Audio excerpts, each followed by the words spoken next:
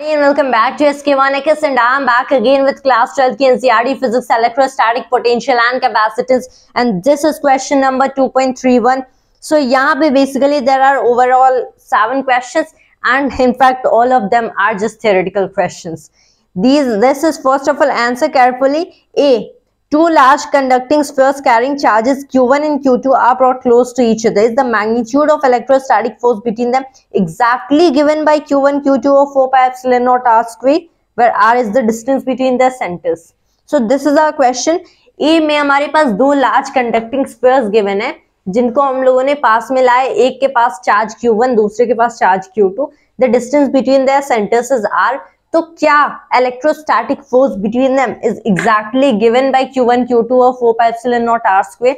Well, this can't be exactly said to be true, क्योंकि अगर all of this charge could be distributed entirely almost uniformly on the surfaces of these charged conductors, तब इन दोनों के बीच force होगी Q1, Q2 और 4 pi epsilon naught r over r square, that is r square.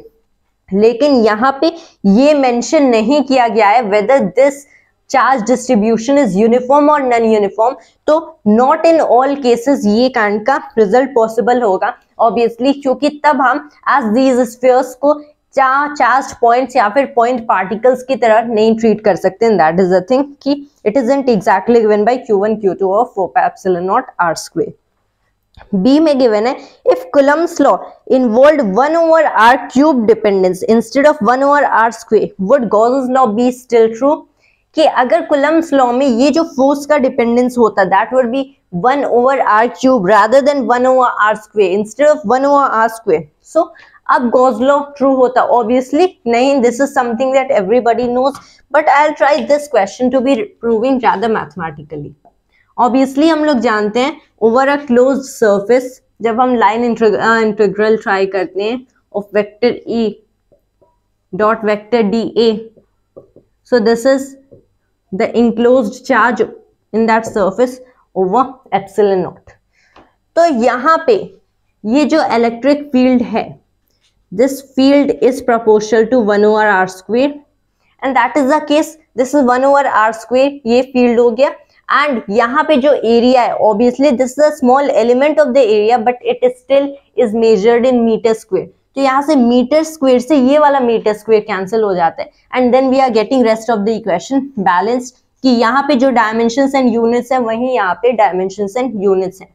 वहीं अगर ये case होता कि यहाँ पे जो इलेक्ट्रिक फील्ड है, this would be given by 1 over r cube. तो meter square cancels only meter square, and that is यहाँ पे ओवर मीटर बच जाता है, and this equation won't be balanced. कि हियर से if you have some kind of say यहाँ पे this is newton per coulomb. Obviously electric field को न्यूटन पर कूलम में मेजर करते हैं, but if you take it as full, तो यहाँ पे बेसिकली क्या होगा कि this equation won't be balanced dimensionally और even according to units, and this basically Gauss's law wouldn't be possible. कि if we try the integral over closed surface of electric field with respect to the area, so that is enclosed charge over epsilon naught.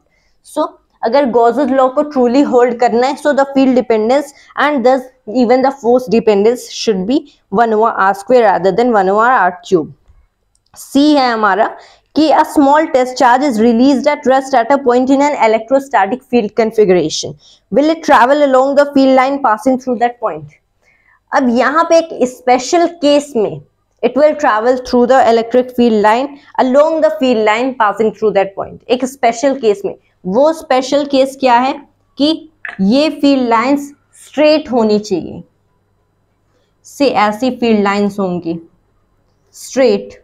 When the field lines are going straight, तब at each and every point, obviously हम लोग जानते हैं the field से particle यहाँ पे, यहाँ की field line straight this way.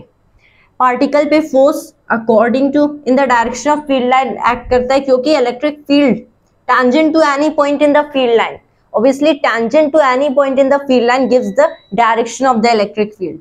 Tangent to this point, तो फील्ड भी यहीं पे है, तो फोर्स भी यहीं पे एक्ट करेगी. इसका एक्सेलरेशन यहाँ पे होगा, दिस इसकी वेलोसिटी यहाँ पे.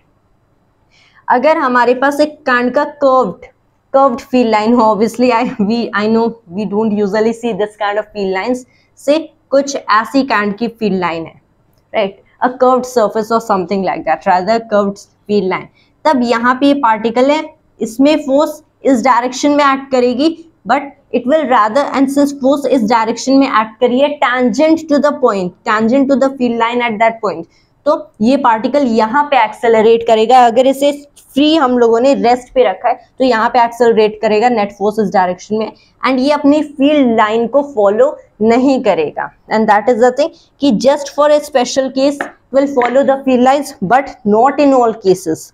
डी देख लेते हैं, what is the work done by the field of a nucleus in a complete circular orbit of the electron, what if the orbit is elliptical. Since we know कि electrostatic field conservative nature का होता है, that is when we are going around a closed surface or something like that, around a closed path, तो work done by the electrostatic field हमेशा zero होता है, and this doesn't depend on the shape of the orbit or something like that, तो circular orbit के लिए भी it's zero, and even if the orbit is elliptical ये work done zero है।